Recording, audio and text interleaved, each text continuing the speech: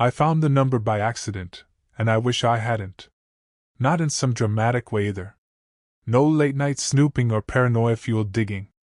I was just sitting on the couch, half watching TV while she showered, when her phone buzzed next to me. I glanced at it out of reflex, like you do when something lights up near you. It wasn't even a name. Just a number. No contact saved. No emoji. No history visible. That alone felt off. She's the kind of person who names everything. Even delivery drivers get saved as Pizza Guy Pizza. But this was just digits. And then it buzzed again. A message preview popped up. I miss you already.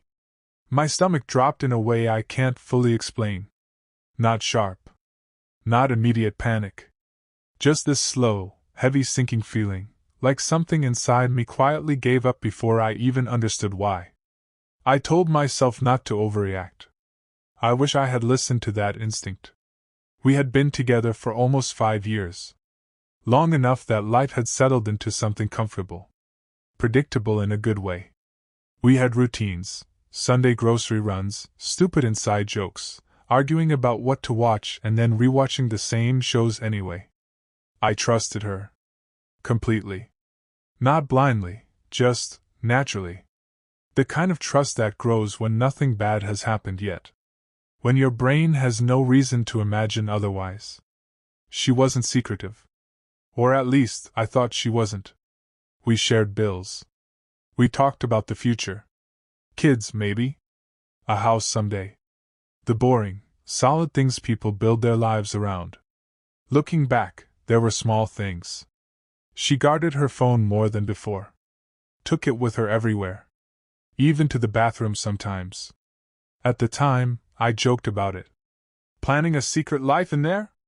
I said once, laughing. She laughed too. Now I replay that moment in my head more than I should.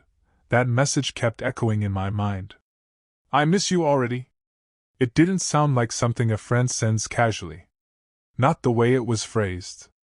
Not the timing, middle of the afternoon, on a random weekday. I tried to rationalize it. Maybe it was a co-worker being dramatic. Maybe it was a joke I didn't understand. Maybe I was just being insecure for no reason. That's what I told myself while sitting there, staring at a phone that suddenly felt like it didn't belong to the person I thought I knew. I didn't open it. That's the part one keep coming back to. I didn't cross the line. Not yet. Instead, I put the phone back exactly where it was, like it might explode if I held onto it too long. When she came back from the shower, everything felt normal again. Too normal. She smiled. Asked if I wanted dinner? And I said yes. Like nothing had just shifted inside me. The next few days were strange. Not because anything obvious changed, but because I couldn't stop noticing things. Every notification felt louder. Every time she tilted her phone away slightly, it felt intentional. Every laugh at a message I couldn't see made my chest tighten in a way I couldn't control. I hated who I was becoming. Suspicious. Quiet. Watching instead of trusting. But I also couldn't ignore it anymore. One night she fell asleep early on the couch. Her phone slipped from her hand onto the floor. I stared at it for a long time. This was the moment, I guess.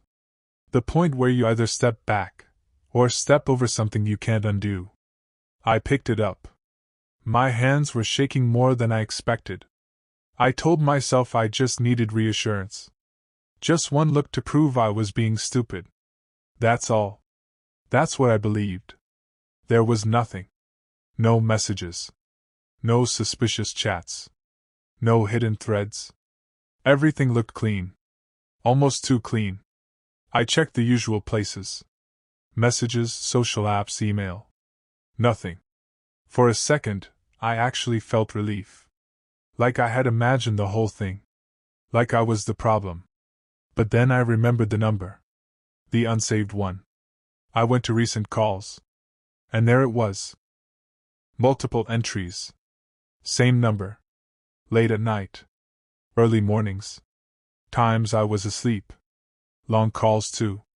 Not just quick check-ins. My throat went dry. I copied the number into the contacts search. Nothing. Not saved anywhere. That's when something clicked in a way I wish it hadn't. I opened the settings. And there it was. A second SIM. A second number. I just sat there, staring at it, feeling like I had just uncovered a completely different person. I didn't wake her up right away. I couldn't. I just sat there in the dark, holding her phone, feeling like everything I thought was solid had quietly collapsed without making a sound. A second number. Not work-related. Not something she had ever mentioned. Not something that just slipped her mind. This was deliberate. Hidden. I kept scrolling, digging deeper, even though part of me already knew I wasn't going to like what I found. Eventually, I switched to the second line. That's when everything changed. Different messaging app? Locked. Of course it was. I tried a few guesses for the passcode. Nothing worked. And somehow, that made it worse. Because it confirmed one thing very clearly. This wasn't accidental. This wasn't harmless. This was something she had built carefully, knowing I wasn't supposed to see it. I didn't sleep that night. Not even a little. I just lay there next to her, staring at the ceiling, feeling this constant pressure in my chest that wouldn't go away. Every time she moved, I felt this weird mix of anger and something else. Fear, maybe? Like I was already losing something, but didn't fully understand what yet. By morning, I had convinced myself of two things. 1, I couldn't ignore it. 2, I wasn't ready for the answer. But life doesn't really give you the option to stay in that middle space for long. She woke up like any other day. Stretching, smiling, asking if I wanted coffee. And I just watched her. Trying to see something different. Some sign that she wasn't the same person I thought I knew. But she looked exactly the same. That might have been the hardest part. I brought it up casually. Or at least I tried to. Hey, I said, pretending to scroll on my phone. Do you have 2 numbers? She froze. It was subtle. Barely noticeable if you weren't looking for it. But I was. And I saw it. Why would you ask that? She said too quickly. I shrugged, trying to keep my voice steady. I saw something in your settings the other day. Probably nothing. She laughed. Not naturally. Not like before. Oh, that? It's old. I don't even use it. That answer came too easily.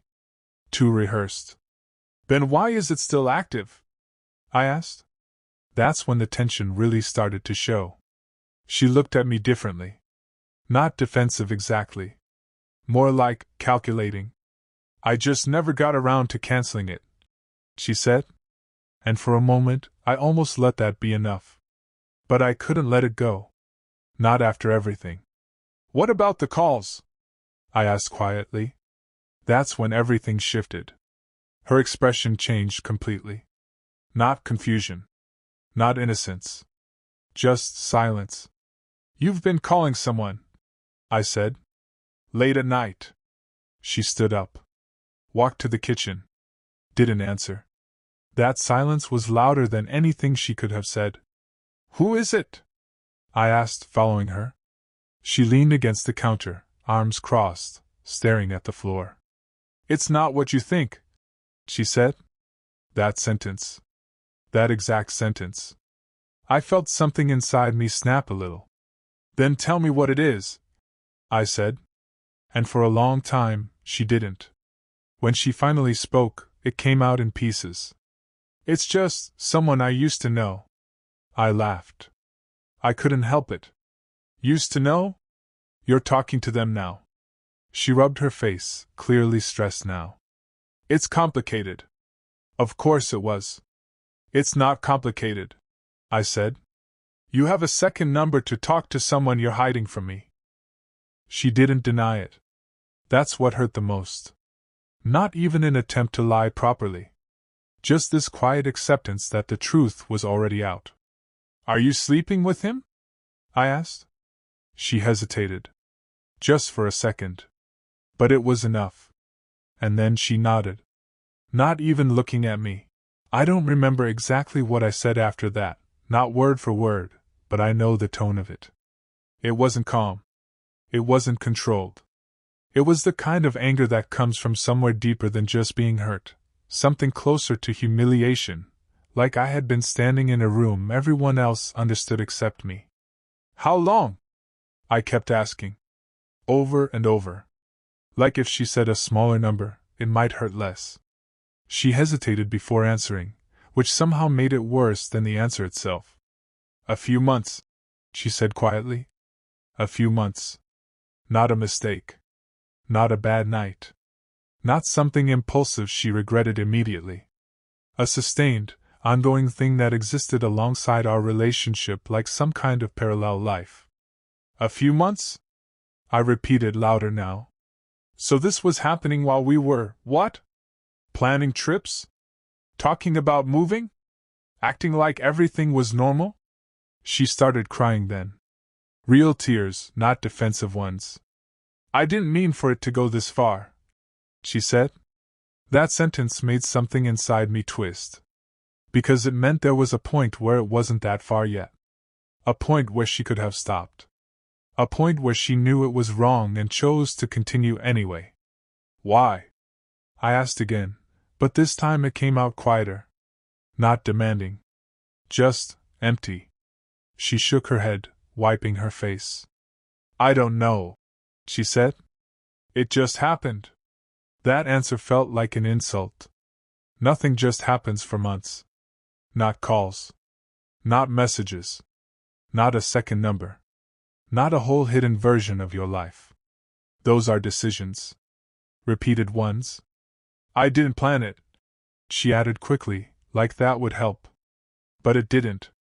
Because whether she planned it or not, she maintained it. And that, to me, felt even worse. The next few days didn't feel real. It was like my brain couldn't fully process what had happened, so it just dulled everything. I moved through routines automatically, making coffee, answering messages, going to work, but none of it felt connected to me anymore. At home, it was worse. We talked. Constantly. But nothing we said actually resolved anything. Sometimes we argued loudly, voices raised, both of us saying things we couldn't take back. Other times it was quiet, the kind of quiet that sits heavy in the room, where even breathing feels too loud. She cried a lot. Apologized over and over again. Said she loved me. Said it didn't mean anything. That it started emotional and got out of control. That phrase, got out of control, stuck with me. Because it made it sound like something external had taken over. Like she wasn't the one sending the messages. Like she wasn't the one answering the calls. Like she wasn't the one who chose to keep going. You had a second number, I said at one point. You built an entire separate way to talk to him. I didn't think of it like that, she said weakly. How did you think of it? I asked. She didn't have an answer. And every time she couldn't answer something simple, it made everything feel more complicated in the worst possible way. Eventually, the truth got bigger. It didn't come out all at once. It never does. It came in fragments, each one worse than the last. It wasn't just someone. It was someone from her past. Someone she had history with before me. Someone she had never fully let go of. In her words. That sentence hit differently than everything else. Because it meant that even while we were building something together, there was always a part of her still tied to something unfinished. They had reconnected months ago. Randomly, she said. Through social media. It started as catching up. Then messaging. Then calls. Then more. And you never thought to tell me? I asked. I didn't think it would turn into this, she said. But by the time it did turn into this, she still didn't tell me. Instead, she created a system to hide it. That's what I couldn't get past. The second number wasn't an accident. It wasn't convenience. It was strategy. A deliberate way to make sure I would never see anything. No notifications. No accidental messages. No risk.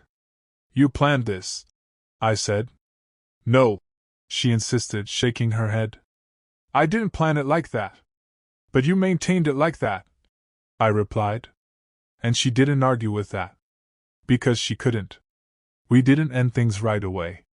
Looking back, I think that was a mistake. But at the time, it didn't feel like one.